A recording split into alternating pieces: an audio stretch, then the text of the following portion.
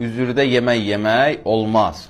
İmam Sadiq əleyhissalam buyurur ki, üzür yerində əgər üzür sahibinin büdcəsini insan yemək yeyərsə orada, bu Peyğəmbər sallallahu aleyhi və aleyhi və səlləmin sünnəsinə ziddir. Çünki Peyğəmbərimiz buyurub ki, üzür sahibinə biz dəstək olmalıyıq. Əksinə biz onlar üçün yemək aparmalıyıq. Çünki onlar qəm-qüssə içərisindədir. Müstəhəbdir, savabdır ki, üzür sahibinin qohumları, yaxınları ona yemək aparsın, ona bu cəhətdən dəstək olsun, kömək olsun. Əksinə orada yemək yemək məkruhdur, bəyənilmir. Bundan çəkinmək lazımdır.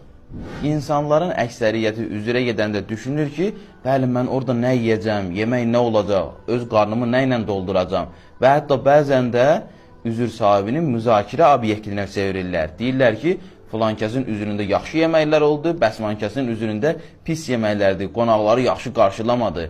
Sanki üzür sahibindən böyük gözləntiləri var.